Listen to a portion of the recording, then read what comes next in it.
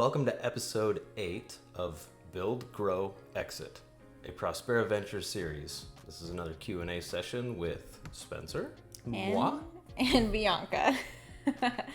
So we have nothing specially planned for you guys, unfortunately, no resources, but we do have some questions that we're kind of go through. Now, it was really hard to narrow down the questions, so we're just going to have to see how far we get in the list and hopefully just cut it short when it feels like it's going a little too long. I feel like we could do this for hours and hours and hours on end. And quite frankly, I think it is special because it's hard-won wisdom. You have to smack your face against the proverbial brick wall a few times in order to get some of the answers that I'm sure we'll come up with for these questions. So enjoy. Hopefully it's entertaining and also informational. So let's get started. All right. Question number 1, not that I'm going to number all of these, is related more to the entrepreneurship spirit. So for those of you that are still addicted to starting something new, what was one specific moment or realization that Spencer and I had that said there's a better way? When my wife told me not to start another business. Perfect. Easy peasy. Next. No. There's a lot to unpack there because there's a ton of wisdom that goes, behind that statement. And yes, you were definitely the one who was the wiser of the two of us and said, we need to look at a different way of doing this. And quite frankly, I agree with you, and I agreed with you then. Yeah, I also think that just because we had a moment of realization does not mean that we are stuck in our new ways. There days go by where Spencer's just like, man, we could start a business and do this 10 times better. And he might be right, but but we have to stick to our guns. There is a strategy, there is a plan, and we are resisting that entrepreneurship and habit of just starting something new and just sticking with it. And I think that kind of just goes to show the time that we're in, right? A lot of people, success really does come from putting time and effort and seeing it slowly evolve. But with Amazon being delivered next day, 5 hours, 12 hours, whatever it is, we want things instantaneously, and that's hard when it comes to a business. Go ahead and add. I see your mind going right now. I can't contain myself, obviously. I mean, we could unpack just that last statement about Amazon being delivered next day or in a few hours, because if you think about it, everybody in the workforce, or most people in the workforce who still have a little bit of time left to continue to do business or work for business, whatever, we've all grown up with microwaves and TV, and a lot of us with cell phones or even smartphones.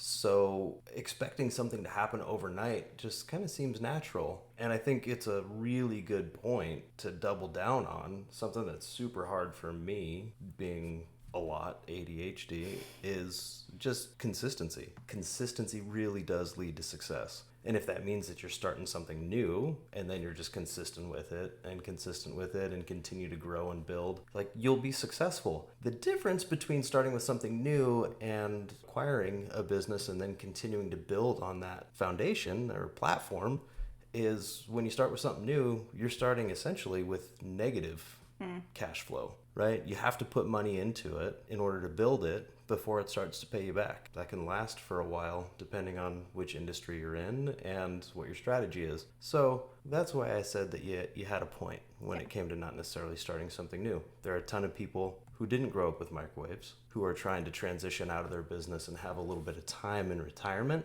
So it makes a lot of sense to help them retire and kind of shortcut that negative cash flow phase of a startup. Yeah, and just to go back to the realization point, I think for me, I also just kind of kept thinking about, in an unfortunate circumstance, of how burnt out I was after, I think it was about the first year or so. I just was very miserable. I think my stomach issues started to act up. It was just a very low point, and it's not that I wanted to think about that point, but it's just that it's oh, do I want to do this again, right? It's so exciting. It just kind of was a little flashback of ooh, I got very, very low, and you were there. You saw it happen with me, and whether or not you could really see what I was going through. It was just a very low moment, and putting myself in that position was like, I have the choice to pick a path. We have a choice. And I think there was just a point of like, there just has to be a bit of a better way. And whether it is startups or not, it's just finding that other way was going to have to happen, because there was no way I wanted to necessarily go backwards in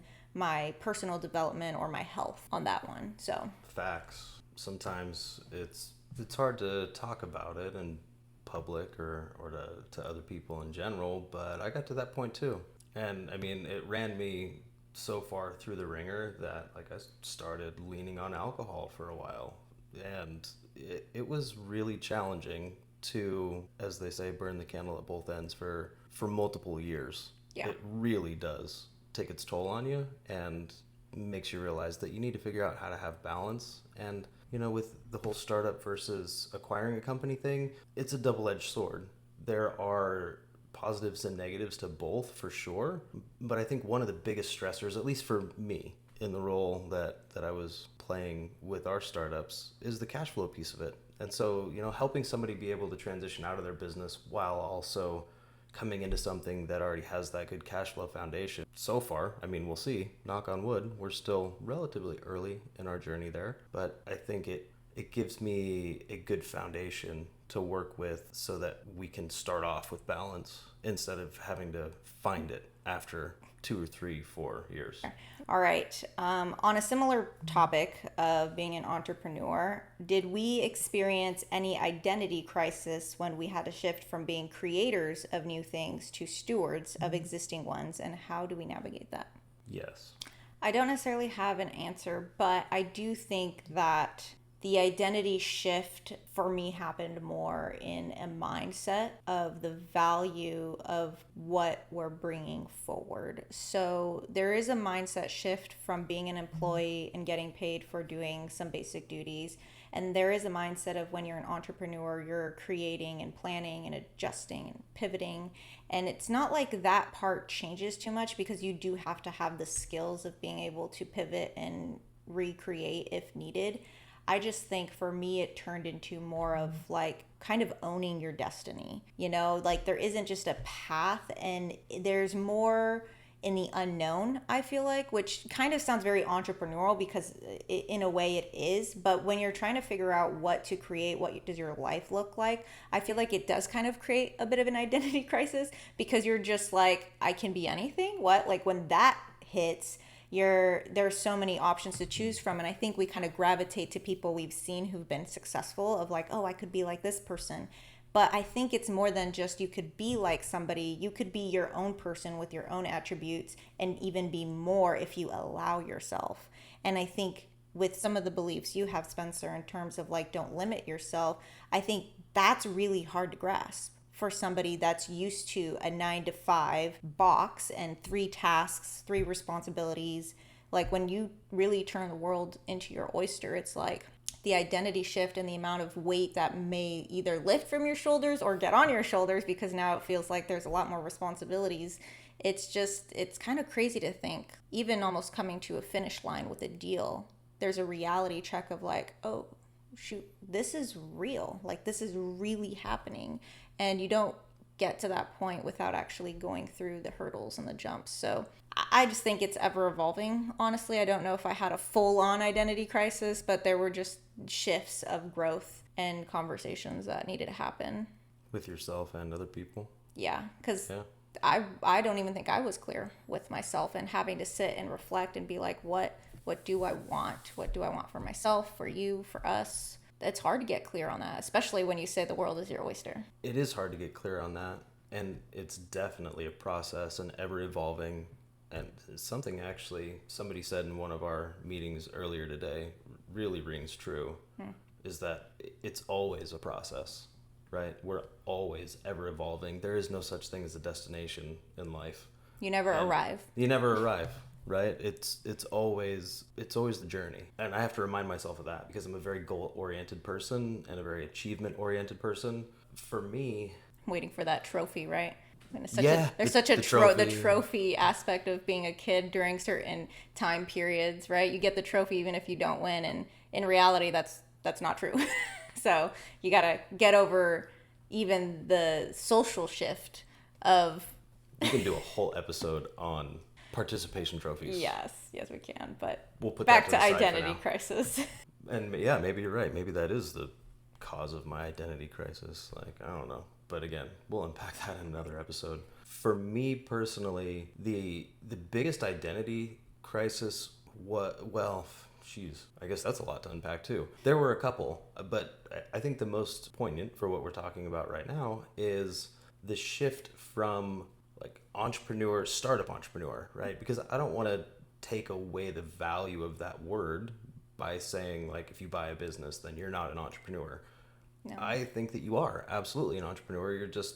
I'm not trying to judge anybody here, but maybe you're a smarter entrepreneur because you want that foundation, you want the cash flow, you want to start building you want to essentially short circuit the process. Yeah.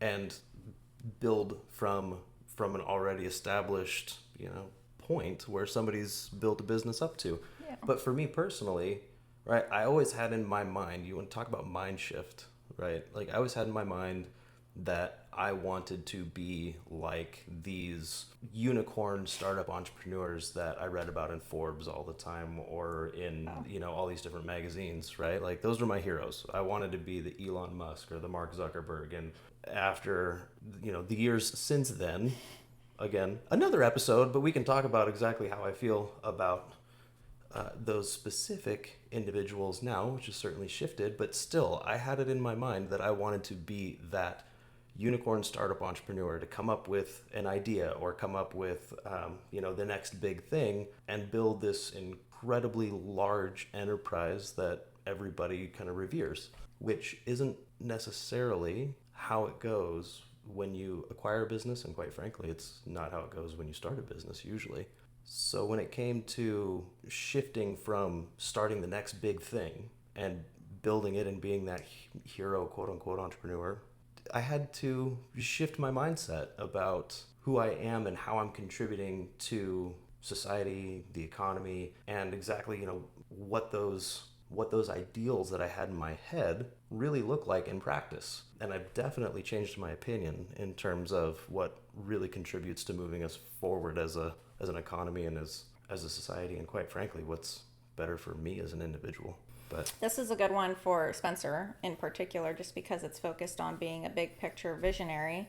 But someone who is also a visionary who may hate the details. It sounds like getting into the details and documenting is your worst nightmare. Is there a way to start documenting processes that doesn't feel like corporate torture?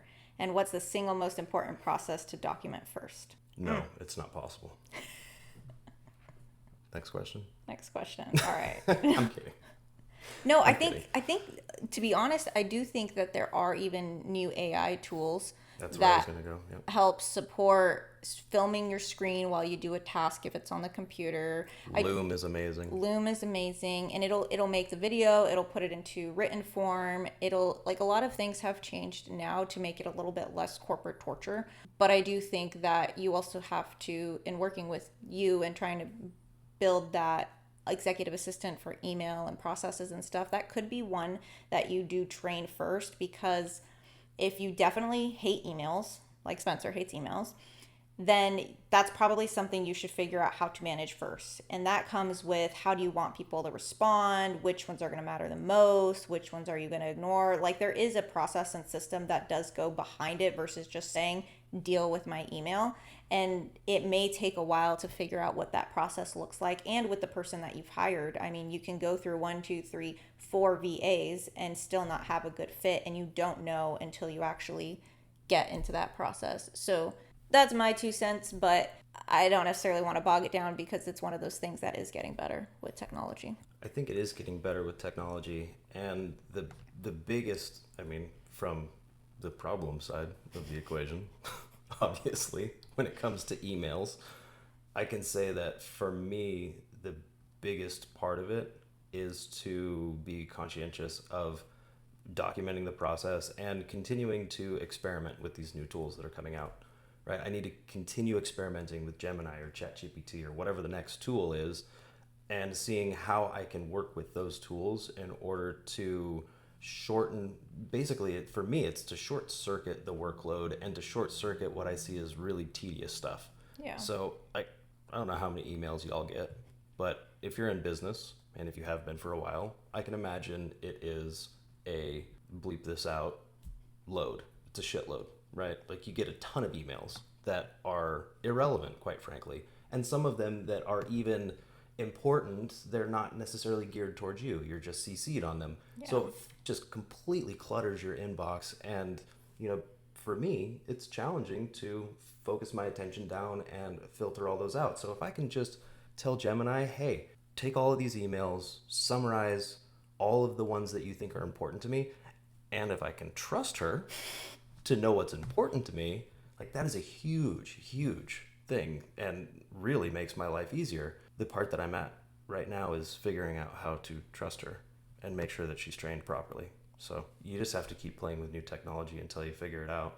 It's life-changing when you can document stuff to a degree where somebody else or some other thing, I don't want to call AI somebody right now, but some other tool can start to take it over for you. Yeah. Obviously, I haven't arrived, but my life is still a million times better just for making a little progress.